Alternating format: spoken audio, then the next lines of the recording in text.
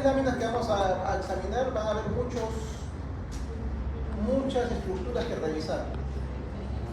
Sistema respiratorio, vamos a ver la epiglotis, la tráquea, el pulmón, en general como órgano, pero dentro de ellos vamos a observar bronquio, bronquiolo, el bronquiolo terminal, el bronquiolo respiratorio, los sacos alveolares y los alveolos. Entonces, más o menos en general, ¿qué es lo que vamos a ver del sistema respiratorio? Sistema respiratorio. Entonces, como ya ustedes saben, los aparatos y sistemas, ya hemos hecho algunos, el aparato o sistema respiratorio. ¿Cuál sería su función? ¿Cuál sería la función del aparato respiratorio? ¿Para qué lo necesitamos el aparato respiratorio? El intercambio gaseoso, ¿no? La hematosis, el intercambio gaseoso. Entonces, eso es lo fundamental que tiene el aparato respiratorio. Alberga dos órganos vitales, que son los pulmones. Sin pulmones no podemos vivir, pero son órganos vitales. Cuando nosotros vemos a una persona, vemos que hacemos, por ejemplo, tomamos las funciones vitales, ¿no? La frecuencia respiratoria es una de ellas. Entonces, el aparato respiratorio es un aparato muy importante, muy importante. Es más, en esta epidemia que pasamos de COVID, el que se venía afectado muy por frecuencia por encima de todos los otros aparatos y sistemas del aparato respiratorio. Había una complicación general al final, porque estaban los pacientes en shock, pero el aparato respiratorio es el punto de partida de todo, ¿no es cierto? Entonces, su función, intercambio gaseoso, esa es su función fundamental. ¿Qué quiere decir? Que tiene que entrar el oxígeno hacia nuestro cuerpo y el CO2 tiene que retirarse de nuestro cuerpo. Entonces, ese intercambio gaseoso. Para eso, ¿qué tiene nuestro sistema respiratorio? Entonces, tiene una serie de conductos. Una serie de conductos que conforme se inician y van haciéndose cada vez más pequeños, hasta que al final terminan en unas estructuras que son microscópicas, que son los alveolos. Entonces, ¿dónde inicia esto? En las fosas nasales. Fosas nasales, aquí empieza todo. Así como el sistema digestivo empezaba en la boca, en la cavidad bucal, por los labios, acá empieza con las fosas nasales. Y va a pasar por una serie de estructuras tubulares, hasta que llega a una parte distal. Lo más distal de la vía respiratoria, ¿cuál será? ¿Cuál es la zona distal de la vía respiratoria? Empieza en la fosa nasal, ¿y dónde termina? A ver, ¿nadie? En los alveolos, ¿no? Termina en los alveolos pulmonares. Vamos a poner pulmonares porque también hay unas estructuras pulmonares. Bien. Entonces, de la fosa nasal hasta la alveolo pulmonar. Fosa nasal. Entonces, todo este recorrido tiene que hacer. Y ese recorrido se hace de estructuras más o menos de un calibre mayor hasta que se va reduciendo el calibre hasta hacer algo microscópico, que son los alveolos. Macroscópicamente, pero también histológicamente también eso va cambiando. ¿Por qué? Porque la parte más interna de lo que tapiza nuestro aparato respiratorio, la parte más interna, lo que está por acá, es el epitelio, ¿no? El epitelio. El epitelio es la parte más interna, lo que tapiza toda la luz de nuestro aparato. Así como tenemos epitelio digestivo, también tenemos epitelio respiratorio. Ese epitelio respiratorio va a ir también cambiando. Si bien es cierto, la mayor parte del epitelio es un epitelio pseudo-certificado, cilíndrico ciliado, con células caliciformes, la mayor parte, hay una pequeña parte, hay una zona donde empieza a cambiar, donde el epitelio empieza a hacerse cada vez más delgado. De lo que es pseudo-certificado se hace simple, de lo que es cilíndrico se hace cúbico, y de lo que es cúbico se hace plano. Al final termina un epitelio plano. Los alveolos tienen un epitelio plano simple. Pero inicia en un epitelio seco, significa decir, empieza en un epitelio más o menos grueso, para terminar en un epitelio plano, que es el epitelio de los alvéolos, epitelio plano simple. ¿Por qué es importante eso? Porque en la parte de conducción, toda esta zona, en la parte de conducción, nuestro sistema respiratorio lo que tiene que hacer es no solamente permitir que ingrese el aire, porque esto, el oxígeno, el CO2 y otros gases, lo tiene el aire. ¿No? El aire tiene todo eso. No solamente también tiene nitrógeno, ¿no? Tiene otros componentes. Todo ese aire ingresa. Pero ese aire que ingresa va a sufrir cambios y también va a tener algunas trabas, digamos. El aire puede ser frío, pero nuestro sistema respiratorio tiene algunas zonas donde el aire, digamos que da vuelta y se calienta, ¿no? Al nivel de las cuanas, pasando las fosas nasales, el aire se va a calentar, se calienta, número uno. ¿Para qué? Para que más o menos tenga la temperatura corporal. Segundo, es lo más importante, el aire, que es un gas que tiene muchas estructuras en suspensión, puede tener polvos, puede tener alergenos como el polen, etc. O ácaros, todos ellos van a ser más o menos tratados de retener en la vía respiratoria, que a la zona distal, a los alvéolos, no lleguen, porque la zona distal donde están los alvéolos debe ser una superficie limpia. ¿Ya? El alvéolo más o menos tiene esta estructura así. Y acá solamente debe haber aire, nada más. Aire que contiene lo que nosotros necesitamos para respirar, que es el oxígeno. Entonces, esto debe estar limpio siempre. Siempre debe estar limpio, todo esto debe estar limpio. Sin sustancias, sin partículas, sin insectos, sin bacterias, tiene que estar estéril. En todo este recorrido, el aire se va purificando, digamos, ¿no? Lo más que se puede. ¿Para eso qué se tiene? El epitelio, en la gran mayoría, en casi toda la totalidad, tiene moco. Tiene moco. El moco va a servir como una superficie pegajosa para que ahí se precipiten las partículas que son más grandes, ¿no? Todo aquello que es más grande tiene mayor peso y se pegan al moco. Es como esas, ¿recuerdan ustedes esas matamoscas que eran como unas tiras que se colgaban y se quedan pegadas las moscas? Algo así semejante. En toda la tráquea, en toda la vía respiratoria tenemos una buena capa de moco y ahí se quedan pegadas las partículas que son grandes. ¿Qué más tenemos en el epitelio que nos ayudan? Tenemos cilios.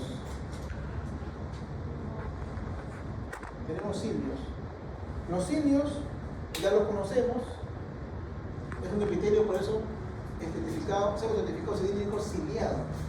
Los cilios, ¿qué van a hacer? Los cilios tienen movimiento y tienen un movimiento retrógrado, o sea, que van a hacer de que todo aquello que quede pegado a la superficie del epitelio ascienda y lo eliminemos cuando tosemos, ¿no? Cuando tosemos, eliminamos el polvo, aquella sustancia que queda pegada ahí a la mucosa respiratoria. Entonces los cilios deben tener movimiento.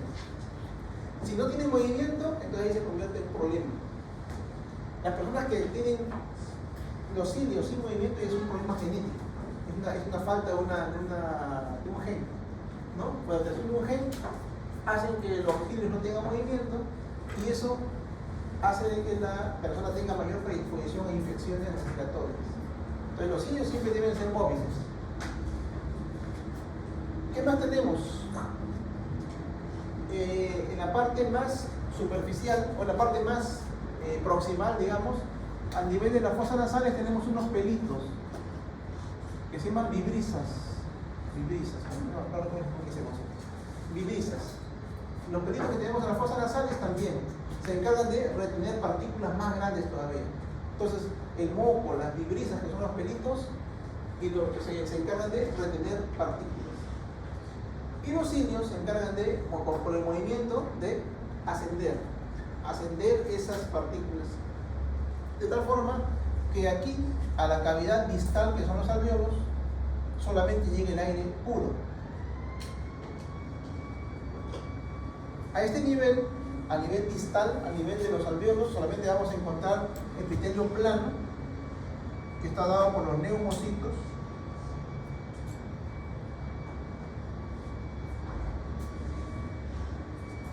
Neumocitos tipo 1 y neumocitos tipo 2. Y este es el capilar, y este capilar tiene una célula endotelial. Entonces, en esta zona ocurre el intercambio gaseoso, ¿no? El oxígeno ingresa y el CO2 se retira. Es el intercambio gaseoso que hay. Entonces tiene que ser una película muy delgada. Imagínense si acá hubiera un epitelio grueso, un epitelio estratificado. No se podría, porque tiene una pared muy gruesa. Para que haya intercambios gaseosos, tiene que haber una membrana. Una membrana significa que es una pared muy delgadita. Y esta membrana solamente va a estar constituida por el neumocito tipo 1, que es una célula plana, y el endotelio. La célula endotelial, bueno, y entre ellas está la membrana basal, no hay más. Entonces, esa membrana respiratoria o alveolo capilar está constituida por la célula endotelial del vaso sanguíneo, del capilar, y el neumocito tipo 1 del alveolo. Ahí ocurre la verdadera, la respiración recién, ¿no? El intercambio gaseoso. Ahí recién ingresa el oxígeno en nuestro cuerpo, a la sangre, y de la sangre hacia el exterior sale el CO2. Entonces tiene que esto estar completamente limpio. Y para que esté limpio, nuestro cuerpo se asegura más. ¿Qué más tenemos en ese nivel? Tenemos unas células que se encargan de patrullar el área, que se llama macrófago. Ya conocemos que es un macrófago. Macrófago alveolar. Entonces nuestro cuerpo se asegura de que el aire que ingrese esté limpio, esté caliente, y si a pesar de eso algunas partículas pequeñas, más pequeñas, llegan hasta el alveolo, aquí tenemos a los macrófagos alveolares que se encargan de fagocitar. Entonces acá siempre en los alveolos van a haber macrófagos alveolares. El objetivo es que esto siempre esté permeable, siempre esté limpio y que pueda haber una pequeña membrana muy finita, muy delgada, que permita el intercambio y nosotros podamos respirar adecuadamente. ¿Qué sucede, por ejemplo, cuando esto se llena de agua? ¿Esto se puede llenar de agua? Por supuesto. Eso se puede llenar de agua, los alveolos se pueden llenar de agua. Eso se llama edema pulmonar. El edema pulmonar es una enfermedad que puede dar por múltiples causas, pero es un evento final de varias enfermedades. La hipertensión, el infarto, cuando uno sube a las alturas tiene edema pulmonar. Entonces, hay varias entidades que te pueden dar edema pulmonar. ¿Qué significa? Que aquí dentro del alveolo se llena de agua. ¿Qué pasa si esto se llena de agua? El aire llega, en lugar del aire llegar hasta acá, el aire solamente llega hasta aquí. Todo esto está lleno de agua. Entonces no hay intercambio gaseoso. Entonces la persona se asfixia, ¿no? Esto se puede llenar de sangre, también se puede llenar de sangre. Hay varias enfermedades que producen que eso se llene de sangre, enfermedades inmunológicas, ¿no? El infarto también, enfermedades cardiovasculares, hacen que esto se llene de sangre. ¿Qué ocurre? Lo mismo. El aire, en lugar de llegar hasta el fondo, hasta la parte, hasta los epitelios, la sangre se queda acá nomás, porque el resto es sangre. ¿Y qué sucede con las personas? No pueden respirar. Por más que el aire ingresa. El aire ingresa porque están respirando, pero no llega hasta los alveolos, entonces la persona se asfixia. ¿Se puede llenar esto de pus? También se puede llenar de pus cuando hay neumonía, ¿no? Cuando hay neumonía eso se llena de pus, de polimorfos nucleares, neutrófilos. Entonces, lo mismo, la persona no puede respirar. ¿Qué es lo que lo salva? Es que no todo el pulmón se llena a la vez de aire, o de sangre, o de pus, o de sangre, ¿no? Tenemos dos pulmones, tenemos 3 lóbulos en un lado, 2 lóbulos en el otro, y a veces solamente un lóbulo está comprometido, ¿no? Que es común en la neumonía. Entonces el resto de los pulmones, los otros lóbulos, compensan y podemos sobrevivir. Pero hay algunos casos donde no, donde se compromete todo el pulmón o todos los pulmones y la persona fallece, la persona muere. Se asfixia porque no hay intercambio gaseoso. Todo el aire llega hasta cierta zona y de ahí ya no hay intercambio, porque no hay forma de... Es como que acá tuviera que entrar el aire y tenemos la puerta cerrada. No entra el aire, igual acá. Igual pasa en los alveolos. Entonces, esta zona siempre tiene que estar libre, permeable y abierta.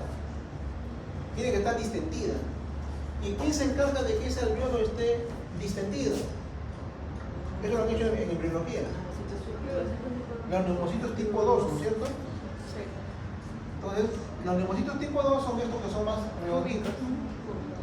Entonces, este de acá es neumocito tipo 2. Y el que es planito es el neumocito tipo 1. El tipo 2 es el que produce el surfactante. Sí. ¿No? El que produce el surfactante lo que permite que el alveolo esté siempre distendido. Si no, se colapsaría. ¿Y por qué? ¿Por qué se colapsaría? Por la presión. ¿Por qué? ¿Pero por qué? ¿Cuál es el Porque pedo? hace las que el cambio gaseoso se abre y luego se vuelve a cerrar. Ya, está bien. Hay algo de explicación ahí. ¿Pero por qué? Porque estas membranas, porque esto de acá es una zona muy finita, que fácilmente se puede abrir y cerrar, porque es muy finita, muy delgadita. ¿Qué significa? Que en su estructura externa solamente tiene tejido conectivo. Tiene un tejido conectivo muy finito. Diferente acá, por ejemplo, la tráquea. La tráquea no tiene tejido conectivo, tiene cartílago. Entonces la tráquea no se va a cerrar. Más abajo tenemos los bronquios. Los bronquios también tienen cartílago, son más chiquitos, de menor diámetro, pero también tienen cartílago alrededor. Tampoco se va a cerrar, a no ser que lo obstruyamos. Más abajo tenemos a los bronquiolos. Los bronquiolos no tienen cartílago, pero tienen músculo. Y el músculo, ustedes han visto las arterias, las arteriolas, Sí. por más que sean chiquitas, están abiertas siempre, porque el músculo permite que la luz no se pierda, la luz no se deforma. Entonces los bronquiolos tienen músculo en su pared. Pero ya cuando llegamos a la parte final, a los bronquiolos respiratorios y los alveolos, ahí no hay músculo, solamente hay tejido conectivo. Y el tejido conectivo fácilmente se colapsa. No hay nada rígido. El tejido conectivo básicamente es colágeno. Hay un poco de colágeno con algunos fibroblastos que fácilmente se pueden colapsar o cerrar. Para evitar eso, está el neumocito tipo 2 que produce la sustancia surfactante y eso mantiene la tensión de las membranas. Entonces nuestra vía respiratoria no se debe colapsar, número 1, porque si se colapsa, se obstruye. Entonces, desde la parte proximal tenemos protección, por ejemplo, aquí en la zona de la nariz tenemos cartílago, ¿no? Tenemos un cartílago elástico en la punta de la nariz, pero más adentro tenemos hueso. Acá tenemos hueso. Entonces, eso impide que la fosa nasal se cierre. Tenemos cartílago, tenemos hueso en esta zona proximal. Conforme va avanzando, tenemos en la zona de la faringe, en la zona de la rinofaringe, en la parte posterior, también hay estructuras musculares, hay músculos y también en la parte posterior hay huesos. Huesos y músculos hay. En la rinofaringe, orofaringe. Entonces vamos a hacer un pequeño... Vamos a pasar a ver todas las estructuras que tienen que pasar antes de seguir. Empezamos con las fosas nasales, luego viene la cavidad nasal, ¿ya? Cavidad nasal. La rinofaringe. También pasamos por la orofaringe parcialmente. Orofaringe. ¿Qué más sigue? Sigue la laringe. ¿Ya? Luego sigue la laringe. ¿Qué más sigue? La tráquea.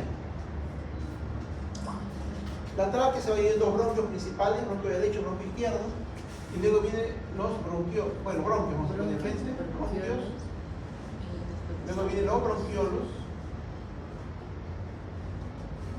el bronquiolo respiratorio, acá hay los bronquiolos primarios, bronquiolos terminales, y después tenemos los bronquiolos respiratorios, y finalmente tenemos al alveolo que se encuentra dentro del saco alveolar. Entonces, esas son todas las estructuras que tiene que pasar el aire, y tanto de entrada como de salida. Y en todo ese pasaje, como le decía, no se debe obstruir, no se debe cerrar. En forma natural no se va a cerrar. La cavidad nasal, habíamos dicho que tiene, para su protección, tiene fosas nasales, cartílagos. Cavidad nasal, hueso, cartílagos. La rinofaringe, hay hueso, hay cartílagos, hay músculo. La orofaringe, lo mismo, sobre todo músculo. A nivel de la laringe, en esta zona de acá tenemos cartílagos laringeos. Luego tenemos la tráquea, que también tiene cartílagos y tiene músculos. Los bronquios, cartílagos y músculos en la pared. Los bronquiolos ya no tienen cartílagos, tienen solamente músculo. Y en la parte distal, que esto ya es más microscópico, es solamente tejido conectivo, básicamente es colágeno. Entonces, todo este recorrido, nuestra vía respiratoria está siempre protegido por una estructura rígida alrededor, salvo la parte distal. Pero en la parte distal tenemos a los neumocitos tipo 2 que nos ayudan con la estasia surfactante. En todo este recorrido tenemos un epitelio que lo acompaña. Ese epitelio al principio es más grueso y al final es plano, ¿no? Primero es centro identificado, luego se hace cilíndrico, luego se hace plano, luego se hace cúbico y después plano. Los cilios también en el camino se van perdiendo. Vamos a ver eso también en un cuadrito. ¿Alguna pregunta hasta acá? Esta es la parte conductora. Entonces, en la parte respiratoria vamos a ver que tiene dos, lo podemos clasificar en dos zonas, ¿ya? Dos zonas. Una zona conductora y una zona, digamos, respiratoria. La respiratoria es la parte distal, donde se encuentran los alveolos, el bronquiolo respiratorio. Y la parte conductora es todo el resto. ¿Ya? Es todo el resto de la parte conductora. ¿Qué más necesitamos saber de nuestro sistema respiratorio? ¿Qué más? A ver. Tiene, además, como todo tipo de epitelio, siempre hemos repetido, tiene tejido linfático que lo ayuda, tejido linfoide. Tiene tejido linfoide como todas las mucosas, tiene células neuroendocrinas como todas las mucosas que también van a estar ahí dándole un aporte, ¿no? Un apoyo. Bien, creo que nada más. Vamos a ver acá estas láminas.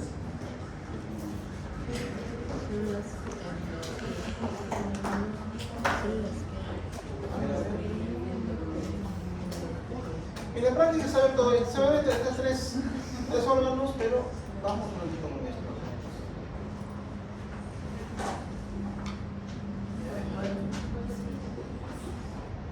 A ver aquí.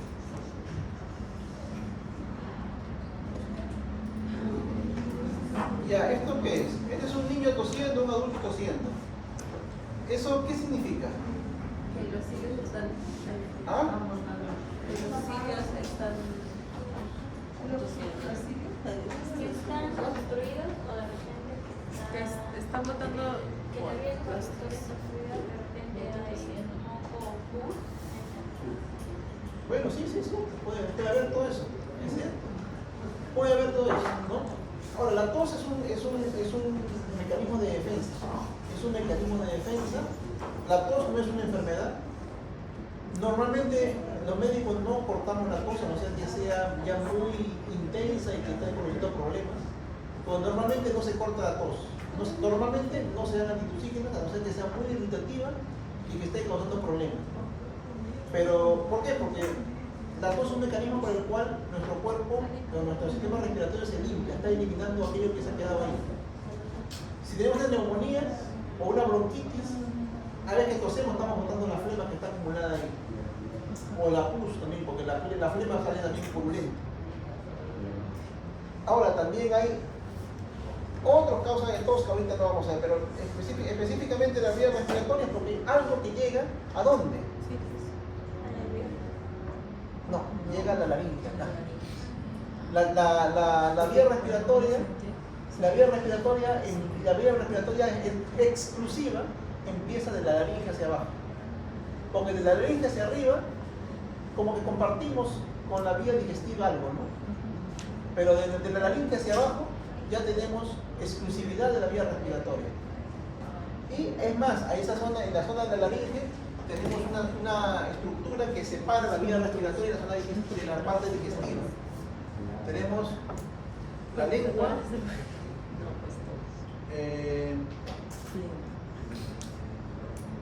Eso sale,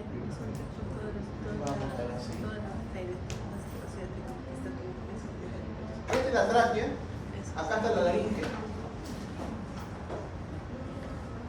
Y la laringe en la parte superior tiene una especie de válvula. Tiene una válvula que se llama epiglotis. La epiglotis se abre cuando respiramos y se cierra cuando tragamos algo, alimento, agua, saliva.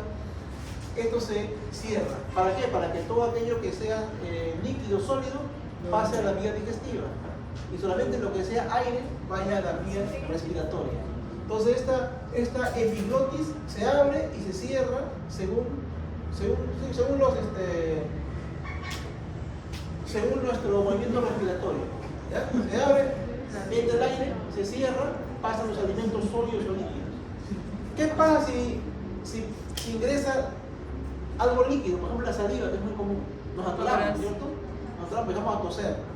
¿Qué pasa si estamos comiendo y se nos pasa un trozo de carne o un poco de alimento? Se obstruye y no podemos respirar, ¿no? Y muchas personas han fallecido de esa forma. ¿Por qué? Porque se cierra por completo la vía respiratoria. Entonces ahí ya se aplican maniobras de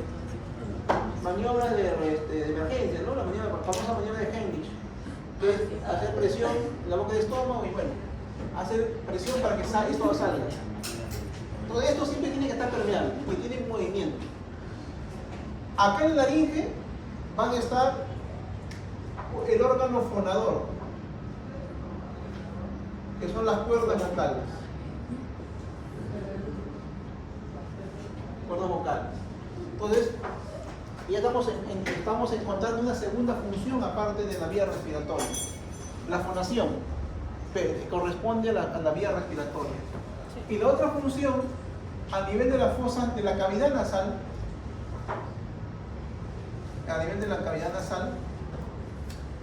se va a encontrar la zona sensorial. ¿Qué nervio tenemos en la fosa nasal? El olor, ¿no es cierto? El sentido del olfato. Entonces, el sentido del olfato está en la cavidad nasal, en la parte posterior de la cavidad nasal. Ahí tenemos unos receptores, unas neuronas receptoras de los olores. Entonces, primera función es respiratoria, pero su segunda función sensorial tiene que ver con el olfato. ¿Y qué par craneal? ¿Se acuerdan o no? Olfatorio. Uno. No, sí. Y la otra función es la fonación. Sí. Ahí tenemos ya tres funciones. ¿Ya? Tres funciones que también ustedes ahí. Bueno, entonces el sistema respiratorio es algo que es muy frecuentemente afectado, sobre todo en invierno, en zonas de mucha humedad como Lima. Pueden haber casos como este caso que se tienen que nebulizar a un niño, ¿no? O tienen que poner inhaladores, ¿no? Es muy frecuente acá los problemas de asma. Vía respiratoria, primero respiratoria. Que es donde se obstruyen las vías respiratorias. Bien, entonces el sistema respiratorio permite que la sangre se oxigene y pierda el anhídrido carbónico que contiene. Y además interviene en la recepción de olores y sabores y además como en la fonación. Entonces ahí tienen ustedes las funciones del aparato respiratorio, o sistema respiratorio. Entonces se subdivide en una zona conductoria y una zona respiratoria. La zona conductora, situada dentro y fuera de los pulmones, lleva aire del exterior, y la zona respiratoria, situada estrictamente dentro de los pulmones, que sirve para el intercambio de gases, que es la parte final, la parte distal. Bien, este cuadrito es importante, vamos a verlo. Aquí está resumido todo. Entonces tenemos estas las diferentes divisiones o partes del aparato respiratorio. En la parte más proximal tenemos, pasada la fosa nasal, lo siguiente que viene es el vestíbulo nasal. Ella solo está protegida por un cartílago hialino, ¿no? Cartílago hialino. A ese nivel van a haber glándulas sebáceas sudoríparas muy semejantes a la piel. La piel tiene una pequeña continuidad en esa zona. El epitelio también es semejante a la piel. El epitelio que está estratificado, plano, queratinizado. ¿Y qué tipo de epitelio es? Como la epidermis. ¿Qué cosa tiene de especial ese epidermis a nivel del vestíbulo nasal? Es la continuidad de las fosas nasales. Las vibrisas, ¿no? Las vibrisas, que son esos pelitos que tenemos en esta zona. Y también, como les decía, esto es muy parecido a la epidermis, a la piel. Luego viene la cavidad nasal, que tiene una parte respiratoria y una parte olfatoria. La cavidad nasal está protegida por cartílago hialino y por hueso. La parte respiratoria. Vamos a tener ahí glándulas seromucosas, el epitelio es un epitelio respiratorio. ¿Y qué células vamos a ver? Células basales, caliciformes, células ciliadas, células en cepillo, células serosas y células neuroendocrinas. Acá hay un tejido tipo eréctil en esta zona. Acá luego tenemos la zona de la olfatoria, que es la cavidad nasal también, pero más posterior. A ese nivel está protegido por el hueso solamente. Hay glándulas de Bowman, que son glándulas serosas. Se encuentra el epitelio olfatorio, que es un epitelio sensorial. Van a haber células olfatorias y células de sostén, que son, acá las llaman sustentaculares y basales, no son células de sostén. Y la característica principal histológica es la vesícula olfatoria. Luego viene la nasofaringe, está protegida por músculo esquelético. A ese nivel vamos a ver glándulas seromucosas, el epitelio es el epitelio respiratorio, las células son las mismas que están por acá. Y aquí tenemos el tejido linfoide. Las amígdalas faringeas están a ese nivel. Y también está la desembocadura, la trompa de Eustaquio. La trompa de Eustaquio que comunica con el oído medio. ¿Ya?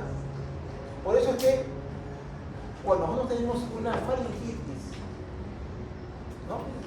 Una faringitis, nasofaringitis, tenemos una faringitis, los microorganismos, las bacterias o los virus pueden ingresar a la trompa de Eustaquio y por ahí complicarse con una otitis media aguda o crónica. Entonces, ¿por qué si nada más tengo una infección respiratoria, por qué ahora me duele el oído? Es por la comunicación que hay por las trompas de Eustaquio. La trompa de Eustaquio es comunicación entre nasofaringe y oído medio. Por eso que puede haber infección. Si curamos mal una faringitis, podemos terminar con una otitis. Luego de la nasofaringe viene la laringe. La laringe, ya, esta zona de acá, está protegida por cartílago hialino, cartílago elástico. Aquí tenemos glándulas mucosas y seromucosas, el epitelio respiratorio. A este nivel, como esta es una zona que separa en la vía respiratoria de la zona digestiva, entonces habrá algunas zonas que son respiratorias, epitelio, ¿no? Esta zona que está en contacto con el esófago está por acá. Acá está el esófago. Entonces el alimento sólido se viene por acá atrás y el aire se viene por acá. Todo lo que es vía digestiva tiene un epitelio plano estratificado, no queratinizado, ¿no? Todo lo que es vía digestiva. El esófago tiene un epitelio plano estratificado, no queratinizado. La cavidad bucal también, la nasofaringe, la orofaringe también tienen eso. Y eso incluye parte de la laringe. Parte de la laringe está constituido por epitelio plano, o sea, epitelio escamoso, no queratinizado. Y la parte que está en contacto con la vía respiratoria, donde ingresa el aire, esa parte sí es epitelio respiratorio, o sea, epitelio pseudoestratificado cilíndrico ciliado. Una parte es escamosa que se continúa con la parte digestiva o se comunica con la parte digestiva, y la que es exclusivamente respiratoria tiene epitelio respiratorio, que es ciliado, ¿no? Cilíndrico ciliado. Entonces, a nivel de la laringe tenemos la epiglotis, los pliegues de las cuerdas vocales, ¿no? Luego, después de la laringe, viene la tráquea y los bronquios primarios, derecho y izquierdo, están rodeados de cartílago, de tejido conjuntivo, ¿no? A este nivel tenemos glándulas mucosas, seromucosas, el epitelio respiratorio, acá están las células. Características de estos órganos: la tráquea tiene un cartílago, pero que no es un cartílago completo, es un cartílago. El cartílago no es así como un anillo completo, sino que el cartílago de la tráquea es un anillo incompleto, así, hasta acá nada más. ¿Para qué? Eso le permite expandirse más todavía. Si en algún momento necesita, por algún motivo, se le queda insuficiente la luz, entonces al ser incompleto, se puede expandir más la tráquea y podemos ventilar mejor. ¿No? En algunos casos nos ayuda cuando hay obstrucciones, por mojo, por diferentes problemas. Pero no es un anillo completo, es incompleto el anillo de la tráquea. Además hay un músculo traqueal en esa zona, ¿no? Luego de los bronquios, de la tráquea y de los bronquios, vienen los bronquios secundarios, también tienen cartílago. Todo lo que sea bronquio tiene cartílago en su estructura. Tiene cartílago, tiene músculo liso. Hay glándulas seromucosas, el epitelio sigue siendo respiratorio. Luego de los bronquios secundarios vienen los bronquiolos. Mira, acá viene un cambio importante. Los bronquiolos, que pueden ser primarios y terminales, no tienen cartílago, solamente tienen músculo liso. Pero esos músculos lisos es suficiente para que no se contraigan, para que no se cierren. No tienen glándulas. A nivel de los bronquiolos ya no hay glándulas en la pared. Los bronquios o los bronquiolos primarios, el epitelio ya no es respiratorio, es cilíndrico simple a cúbico simple.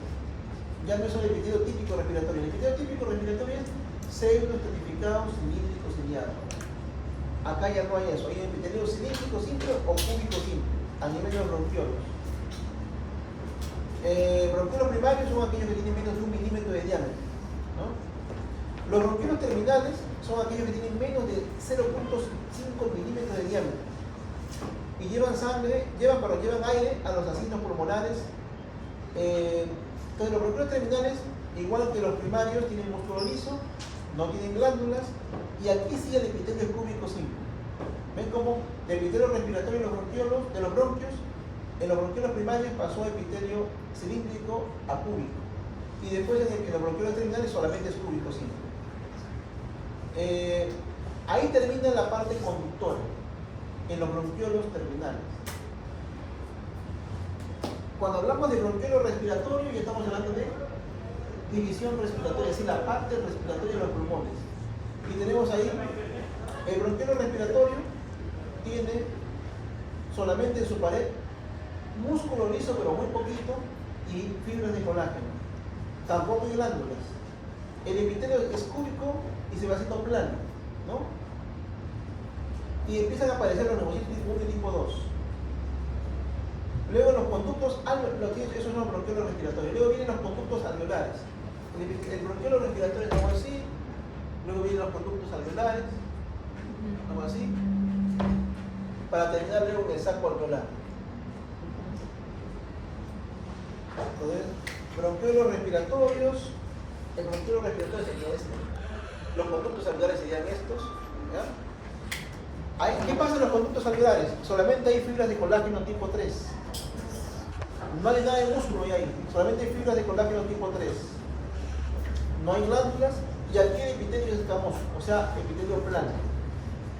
Y aquí ya tenemos los neumocitos tipo 1 y tipo 2, o sea, la partida de aquí, ¿no? Y finalmente los sacos alveolares, que es esta parte de acá, la parte más distal, ahí vamos a tener las fibras de colágeno tipo 3 solamente, y algunas fibras elásticas, y el epitelio es el mismo, simple plano, con los neumocitos tipo 1 y tipo 2.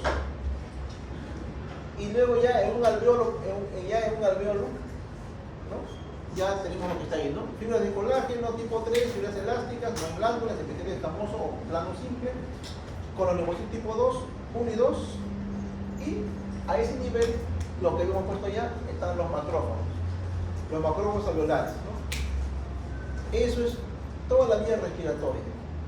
Esa es toda la vía respiratoria que vamos a ver. Desde la cavidad nasal hasta la parte distal, que sería la parte... entonces, toda esta zona que está por acá es la vía conductora, todo esto, desde aquí, fosa nasal, hasta los bronquiolos terminales, es la vía conductora. Es un árbol que se va ramificando y cada vez se va haciendo más delgadito. Y del bronquiolo respiratorio hacia adelante ya es la parte respiratoria. El epitelio típico de la vía respiratoria es esto: pseudo estratificado cilíndrico ciliado con células caliciformes. ¿Hasta dónde tenemos este epitelio típico? Hasta los bronquios, ¿no? Hasta los bronquios, hasta ahí tenemos este epitelio típico. El epitelio siempre está separado por una membrana basal del tejido que está por debajo, ¿no? Que es tejido conectivo. Acá se ve el epitelio nuevamente con sus cilios, ¿no? Que lo conocemos, hemos visto antes, tiene cilios. Estas son características de la vía respiratoria superior. Tenemos además en la cara, las fosas nasales, tenemos también algunos órganos que están anexos, que son los senos paranasales, ¿no? Los senos paranasales que también tienen el mismo epitelio respiratorio. La famosa sinusitis. La famosa sinusitis es cuando esto acá se llena de pus. Entonces estos senos paranasales deben estar siempre llenos de aire nada más. Pero se pueden llenar de pus porque tenemos infecciones respiratorias y tienen continuidad por el epitelio con estas cavidades. Entonces estos son los senos paranasales. Esta es la parte sensorial, de la vía respiratoria. Es un epitelio especializado. Aquí se encuentra la glándula de Bowman, pero esto amarillito son los nervios, los filamentos o los axones del nervio olfatorio que surgen de estas células que están amarillito acá. ¿Ya? Que es la célula receptora olfatoria, esta que está acá. Esta amarilla es la célula receptora olfatoria. Y está protegida por estas células marroncitas y verdes, ¿no? Que son las células de sostén.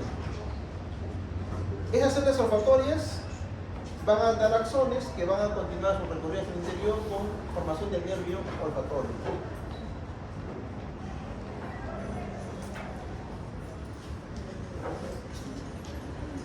Esto lo vamos a ver en práctica, la epiglotis, las cuerdas vocales. Esto es la laringe.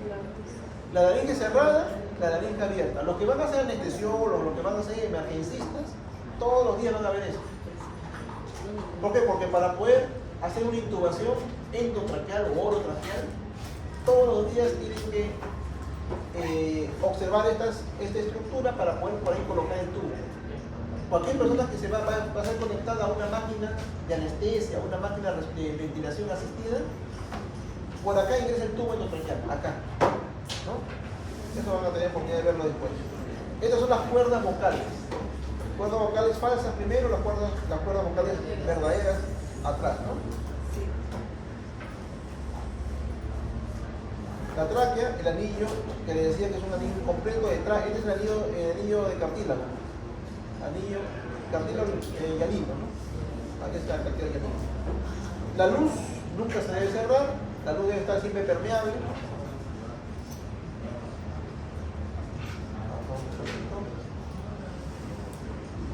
Los bronquiolos no tienen cartílago, solamente tienen músculo liso alrededor y el epitelio, ¿ya?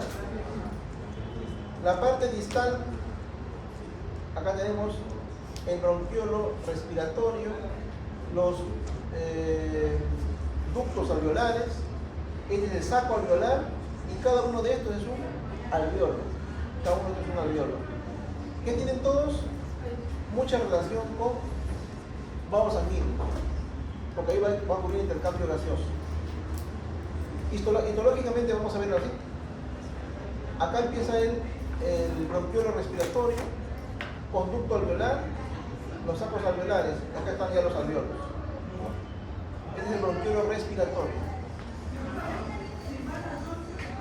Igual, bronquiolo terminal, bronquiolo respiratorio, ductos alveolares, todo es el saco alveolar que tiene varios alveolos en conjunto y cada uno es un alveolo. Cada una bolita es un alveolo. ¿Y qué es lo que hay dentro del alveolo? Los neumocitos tipo 1 que son planos y los neumocitos tipo 2 que son así elevaditos, ¿no? Son más redonditos elevados. Los tipo 2 son redonditos elevados, producen el surfactante, y el tipo 1 son planos. ¿Quién participa en el intercambio gaseoso? El tipo 1. El tipo 1. Acá tenemos la vía aérea distal, la parte respiratoria, la parte más, digamos, funcional. Si esto se obstruye no podemos respirar. Y esto es muy fácilmente de obstruir con cualquier proceso respiratorio infeccioso. Bronquiolo terminal acá, bronquiolo respiratorio, los conductos alveolares, los sacos alveolares y finalmente los alveolos. El epitelio va disminuyendo. De lo que es un epitelio cilíndrico es el cúbico, de lo que es cúbico es el plano, y ahí termina en plano. Bueno, ¿A qué estructura se observa el epitelio típico? hasta los bronquios. A partir de bronquiolo ya no hay epitelio. Hasta el último bronquio, de lo que se denomina bronquio. Después ya viene bronquiolo. Los bronquiolos ya no tienen epitelio respiratorio. Y esos macrófagos que están dentro de los alveolos, aquí ven uno, por ejemplo, acá, en esta imagen de acá.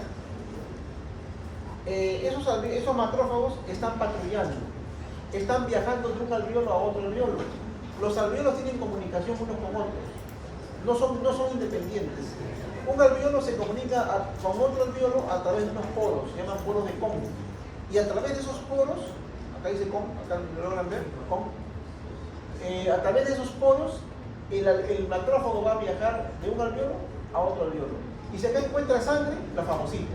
Si encuentra bacterias, la fagocita. Si un alveolo no es suficiente, aparecen 10 macrófagos, ¿no? Si un macrófago no es suficiente, aparecen 10 macrófagos. Pero esto acá el macrófago siempre va a estar acá tratando de limpiar el alveolo.